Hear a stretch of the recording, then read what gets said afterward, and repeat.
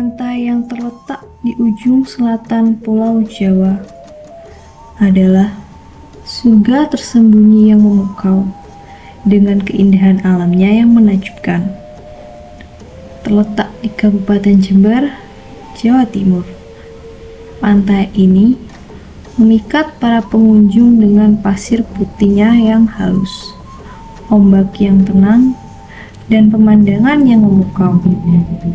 Di ujung selatan pulau yang indah ini, terhampar sebuah peradaban yang telah hidup bersama ombak dan pasir selama bertahun-tahun. Dalam perjalanan panjangnya, Pantai Watu Ulo menghadapi tantangan besar untuk menjaga pelestarian lingkungannya yang indah. Tantangan yang dihadapi Pantai Watu Ulo dalam menjaga kelestarian lingkungannya, dari perubahan iklim hingga perilaku manusia. Tantangan ini memerlukan kolaborasi dan kesadaran bersama untuk memastikan bahwa keindahan alam di pantai ini tetap terjaga untuk generasi yang akan datang.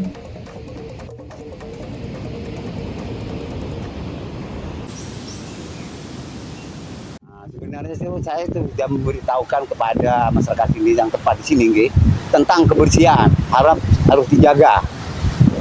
Termasuk kesadarannya masyarakat, termasuk merubah mindset pola pikirnya masyarakat untuk sadar akan lingkungan. Bagaimana untuk penataan lingkungan itu masyarakat masih perlu adanya penyuluhan dan perlu adanya bimbingan dari pihak-pihak terkait. Karena keadaan pantai ini pun merupakan kepedulian dari masyarakat, itu yang utama. Karena kearifan lokal tanpa ada campur tangan dari pihak-pihak tertentu, maka akan tidak terkelola dengan baik. Itu kendala terbesarnya seperti itu, karena pantai ini seakan-akan menjadi tempat akhir untuk pembuangan sampah. Karena sampah-sampah yang dari hulu ke hilir ini bisa berkumpul adanya di pantai ini. Kalau tidak ada kesadaran masyarakat, terutama kelompok yang sadar dengan wisata, karena rata-rata pantai ini merupakan tujuan atau destinasi wisata yang sangat menjanjikan. Untuk itu perlu adanya campur tangan dari pihak-pihak terkait, termasuk merubah mindset daripada masyarakat, pola pikirnya seperti apa, supaya bisa memanfaatkan kearifan lokal yang ada di pantai utamanya. Setiap hari, pantai menjadi saksi dari kehidupan yang sederhana, namun penuh makna bagi masyarakat setempat. Pagi-pagi, seiring dengan matahari terbit yang memancarkan sinarnya ke laut lepas, para nelayan memulai hari mereka dengan persiapan untuk melaut. Perahu-perahu kayu tradisional bersiap mengarungi ombak, membawa harapan akan hasil tangkapan yang melimpah. Sementara itu, di tepi pantai, pedagang-pedagang kecil membuka lapak mereka di pasar lokal. Bukanya cuma Sabtu sama Minggu deh. Kalau hari-hari biasa itu ya di rumah, jadi ibu rumah tangga sama kerja ikan. Kalau di rumah, kalau di sini bukanya memang Sabtu sama Minggu. Kalau sudah ada langganan hari biasa itu buka. Soalnya kan ngebel dulu. Kalau enggak ada ya cuma Sabtu sama Minggu aja bukanya. Biasanya kegiatan yang dilakukan oleh masyarakat utamanya yang ada di pantai ini, yang pertama yaitu dengan keadaan pencarian nafkah untuk di wilayah selatan ini, di wilayah pantai ini adalah mayoritas nelayan. Untuk itu yang dilakukan kepada masyarakat yaitu untuk supaya bagaimana menangkap ikan dengan cara yang benar, tidak menyalahi aturan yang ada ataupun undang-undang yang ada. Untuk itu masyarakat harus sadar betul bagaimana mengikuti aturan-aturan yang ada yang disampaikan oleh pemerintah pusat maupun daerah tentang adanya budidaya yang ada di pantai ini. Untuk itu masyarakat harus diberi pemahaman dan pencerahan. Untuk itu agar supaya dalam kehidupan sehari-hari itu bisa dilaksanakan dengan baik. Apa yang telah disampaikan oleh pemerintah daerah maupun pemerintah pusat tentang adanya penangkapan ikan yang sesuai dengan aturan yang ada. Perubahan iklim telah membawa dampak signifikan pada pantai, mengubah dinamika ekosistemnya, dan menentang keseimbangan alam yang selama ini diandalkan oleh masyarakat setempat. Salah satu dampak yang paling terasa adalah kenaikan suhu laut yang menyebabkan perubahan pola cuaca. Gelombang pasang yang lebih tinggi mengancam keamanan nelayan. Adanya perubahan cuaca atau seperti pancaroba sekarang ini, karena untuk nelayan itu sangat tergantung kepada adanya cuaca yang ada, termasuk keadaan gelombang laut, kemudian ombaknya, kemudian angin, itu akan mempengaruhi hasil tangkap daripada nelayan. Untuk itu yang dilakukan oleh nelayan adalah selalu membaca ilmu perbintangan secara autodidak yang diperoleh oleh masyarakat, bagaimana cara untuk bisa melihat cuaca yang ada. Kan melihat di sini, tempat wisata sini sebenarnya gini, lihat dengan cuacanya dulu. Kalau cuacanya kurang bagus, ya dengan saya tidak dibolehkan. Tapi gambar-gambar kurang jelas. Kalau cuacanya bagus ya masalah tentang apa itu pemandangannya pasti bagus. Masalah pemandangannya loh. Ini emang tidak ada yang nelayan deh, soalnya kan emang cuacanya udah mulai angin bulan sekarang ini. Kalau yang kemarin-kemarinnya masih enak. Kalau sekarang emang kayak apa ya, yang kerja itu udah berkurang, jadinya ya ndak ada yang kerja Dek. Cuma penghasilannya orang sini kan emang dari laut. Kalau udah ombak besar sama angin ya ndak nelaut dah. Yang punya warung ya di warung, yang ndak punya ya di rumah aja, ndak kerja. Kalau masa-masa sekarang sudah masanya IT, anak-anak muda itu sudah tahu betul bagaimana cara mengupload cuaca yang ada di internet itu. Jadi hari ini umpamanya tinggi gelombang bisa mencapai 3,4 atau berapa, itu untuk nelayan bisa menghindari untuk menjaga keselamatan.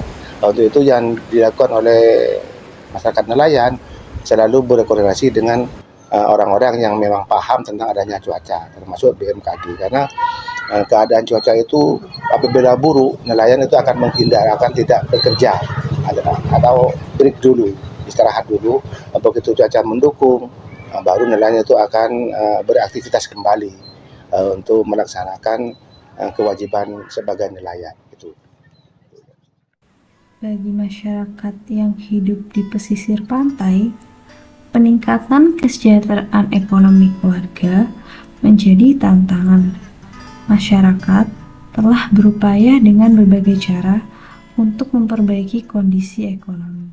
Kayak istri ya bisa lah mengelola ekonomi, cuma kan enggak kayak yang kerja-kerja di apa tuh, kayak di kota kan dapat bulanan. Kalau di sini kan emang tergantung hasil laut Dek, kan enggak mesti. Kadang kan seharinya itu dapat uang, kadang kayak nelayan kayak jaring tuh ya, cari lobster itu kan enggak tiap hari dapat gitu Dek. Kadang dapat ikan, kalau 1 kilonya itu bisa 35.000 1 kilonya. Kalau saya itu sebenarnya dalam ekonominya masyarakat saya, di sini saya sendirilah. Dana itu uang mulai pada tahun 2014. Dana ini berjuangkan, ikut dan perjuangan dari sini, bikin dana ini, uangnya pengunjung. Kalau saya sampai sekarang nggak dapat apa-apa sampai sekarang ini. Sampai sekarang, nyata. Saya memperjuangkan tentang negara. Juga dalam ekonominya masyarakat sini makin ikut makan sebenarnya itu. Kalau saya tetap memperjuangkan ini, bagaimana caranya maju? Yang harus termasuk yang bisa laksanakan termasuk bagian uangnya pengunjung. Yang bikin ini, macam-macam deh, lampu-lampu segalanya kan. Yang bikin bangunan yang ada di sini ya uang pengunjung. Juga WC semuanya uangnya pengunjung, bukan uangnya saya. Tidak ada sumbangan dari pemerintah. Saya memperkuat cuma pengunjung, dapatnya pengunjung. Dapatnya saya cuma makan, kopi, pokok udah. Fair saya udah. Ini orangnya yang memperjuangkan tentang ekonominya, tentang masyarakat. Juga masyarakat ini juga ikut makan zaman dahulu. Tidak ada kerja nelayan semuanya. Sejauhnya ada wisata, agak lumayan lah ke masyarakat sini. Bisa makan lah. Di bawah langit biru yang memeluk garis horizon, sebuah tempat yang penuh harapan dan keceriaan menyambut. Anak-anak sekolah berjalan ke sekolah, membawa harapan dan semangat belajar. Kegiatan pembelajaran dimulai di dalam kelas yang hangat. Guru-guru memberikan materi pelajaran dengan pendekatan yang kreatif dan interaktif. Untuk kegiatan-kegiatan yang rutinitas yang dilakukan di SD Negeri Sintulemba, yang pertama yang jelas mendidik dan membimbing siswa, kemudian mengarahkan, memberikan petunjuk teknis kepada dewan guru yang akan memberikan petunjuk kepada anak. Jadi kegiatan sehari-hari di samping pertama itu ada persepsi itu untuk anak-anak berbaris di depan kelas, kemudian akan membaca sholawat, kemudian menyanyi lagu kebangsaan atau ini lagu-lagu wajib yang harus dihafal oleh anak-anak. Yang selanjutnya juga budaya termasuk budaya tidak terlambat, budaya tertib, budaya disiplin, termasuk semua warga sekolah yang ada. Guru dan anak didik harus sama-sama mematuhi seluruh peraturan dan aturan yang ada di SD Negeri Sintulemba. Perkembangan pendidikan di sekitar pantai telah menjadi tonggak penting bagi masyarakat setempat dalam menciptakan perubahan positif dan meningkatkan kualitas hidup mereka. Seiring dengan pesona alam yang memukau, pendidikan di daerah ini menjadi fondasi membangun harapan dan masa depan yang lebih baik. Kalau perkembangan pada anak didik yang terutama yang ada di pesisir pantai itu kadang-kadang memang ada surut dan majunya, karena satu, dukungan dari orang tua kadang-kadang itu tidak seimbang antara kemauan anak dan kemauan orang tua. Karena di pesisir pantai itu tidak mengutamakan pendidikan, sebetulnya memang mengutamakan pekerjaan dan hasil. Karena istilah mereka dari orang tua yang ada di pesisir pantai itu yang penting itu kerja dan menghasilkan uang. Tetapi pada akhir-akhir ini begitu sudah diberikan suatu pemahaman, perubahan mindset kepada masyarakat yang ada di pesisir, akhirnya lambat laun dan pasti sadar. Akhirnya anak-anak itu minimal sekolah itu sampai lulus ke sekolah menengah atas. Untuk itu memang perlu adanya campur tangan dari pihak-pihak terkait seperti Dinas Pendidikan juga untuk memberikan penjelasan kepada masyarakat yang ada di pantai itu supaya juga mempunyai niat dan itikat untuk memajukan di dunia pendidikan, termasuk mencerdaskan kehidupan bangsa. Menjadi kepala sekolah di tepi pantai bukan hanya sebuah tanggung jawab, tetapi juga perjalanan yang memadukan suka dan duka. Yang jelas sukanya itu lebih banyak daripada dukanya, karena selaku pimpinan itu apabila suatu pencapaian tujuan itu bisa tercapai dengan sesuai program, itu jelas suka dan menyenangkan. Kemudian adanya tugas-tugas guru yang sesuai dengan apa harapan dari kepala sekolah, itu juga bagus, juga sesuai, juga suka juga. Kemudian sukanya apabila anak didik itu selalu antusias dalam mengikuti pembelajaran, kemudian ada dukungan dari wali murid dan stakeholder yang ada. Jadi itu merupakan suatu harapan besar kepada sekolah, terutama kepala sekolah, yang menjadi suatu pemicu dan pemacu untuk meningkatkan kinerja yang baik, termasuk peningkatan etos kerja yang baik. Kemudian dukanya kadang-kadang ada program yang tidak jalan.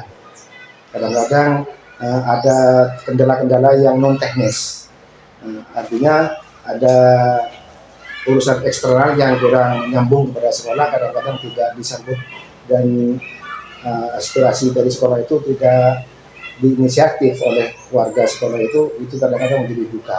Kemudian kesulitan anak belajar, ada latar belakang yang memang mengganggu anak dalam pembelajaran itu, bisa menjadi duka juga. Karena apa? Jadi prestasi yang kita harapkan kadang-kadang tidak sesuai dengan apa yang kita inginkan. Jadi anak-anak itu kadang-kadang terkendala di situ. Namun, meskipun ada kemajuan, masih ada tantangan dalam menyediakan pendidikan yang merata dan berkualitas di sekitar pantai. Beberapa anak harus berjuang untuk mencapai sekolah setiap hari, melewati jarak yang jauh, dan mengatasi rintangan cuaca yang tidak terduga.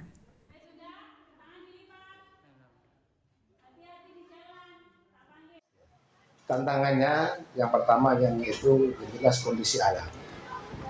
Kondisi alam, cuaca yang kadang-kadang mengganggu aktivitas, kemudian adanya info-info yang tidak bertanggung jawab, adanya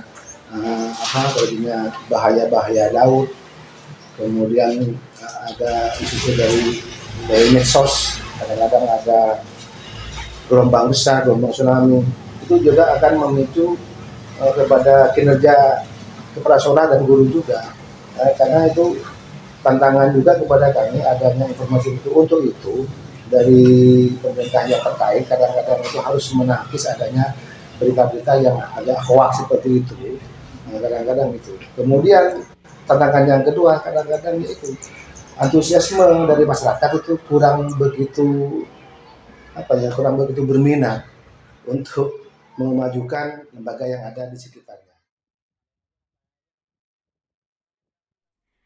Akan tetapi, di balik keindahan pantai selatan, terdapat beberapa kisah pilu yang menggentarkan hati. Di waktu yang telah lalu, pantai selatan telah membuat sejumlah orang kehilangan anggota keluarganya. Seperti sebuah pepatah, bahwa setiap tempat memiliki pantangannya masing-masing. Maka, begitu juga dengan pantai ini. Semua orang boleh datang ke tempat ini, namun perlu diingat bahwa tempat ini juga memiliki peraturan yang harus dipatuhi. Gubernur tahu pada saya kok, Bupati Mani tahu pada saya. Tahu pada saya kejadian kemarin itu siapa saya ini orangnya yang nolong pada saudara-saudara. Yang kejadian kemarin di Riwal, ya saya ini orangnya yang nolong. Karena korbannya banyak gitu. Nah, sebenarnya saya udah bilang tidak boleh mandi karena gelombangnya besar. Sebelum sudah laporan pada saya kok waktu itu. Tidak boleh mandi karena gelombangnya besar. Tapi melanggar dari kata saya, udah. Kalau yang tujuannya kepada Allah mau minta kepada lautan tidak ada. Kalau bisa mau sampean jalan keras, kerja keras, insya Allah bisa kaya nanti. Harus kerja yang keras. Saya seperti ini kan yang keras dulu paculan bikin ini kan. Tenaga sendiri yang dipakai. Untuk itu pemerintah harus hadir bagaimana cara pengelolaannya, tata kelolanya seperti apa, termasuk fasilitas yang belum memadai ini harus betul ada, seperti air bersih, kemudian MCK, kemudian penerangan, kemudian seperti keuangan, misalnya seperti ATM harus ada juga, karena ini wisata ini sudah mulai dilirik oleh mancanegara. Untuk itu pemerintah harus hadir bagaimana supaya wisata ini betul-betul menjadi wisata yang terkoordinir dan menjadi destinasi wisata yang memang diharapkan oleh semua pihak. Jadi itu harapan kami selaku masyarakat yang ada di pantai. Lebih dikenalkan ke mancanegara, jadi mungkin bisa dikenal lebih luas lagi. Soalnya Pantai Watulung sendiri itu kan nggak bagus juga. Yang pertama bagus, bersih, udah gitu aja begitu. Nah, sebenarnya kita meneruskan, bukan asalkan ada dana. Tujuannya saya itu bukan ini rencana bikin kolam. Rencana dalam hati saya makin pengunjung tidak terlalu banyak mandi di laut tentang keselamatan pengunjung. Sebenarnya itu, tapi dana tidak ada. Gara-gara dalam kejadian corona yang kemarin itu, nah itu dana tidak ada. Rencana saya bikin kolam, rencananya makin tidak mandi di laut. Para pengunjung itu sampai sekarang masih tidak punya kekuatan apa-apa saya. Karena semuanya kan dari pengunjung. Dana yang ada di sini itu bukan dari pemerintah, bukan dari Pemda. Terang-terangan aja saya itu. Dipertahankan sendiri dengan saya wisata sini. Karena saya orang masyarakat. Dimanapun dimanapun kita berada, sebuah keharusan yang mendalam terkandung dalam aturan dan kebersihan. Tidak peduli apakah kita berada di perkotaan yang sibuk, pedesaan yang tenang, atau bahkan di tepi pantai yang damai. Peraturan dan kebersihan membentuk fondasi bagi kualitas hidup yang lebih baik. Menaati peraturan berarti menghormati hak dan kewajiban bersama. Sementara menjaga kebersihan melibatkan tanggung jawab kolektif untuk memastikan tempat tinggal kita tetap nyaman dan layak dihuni.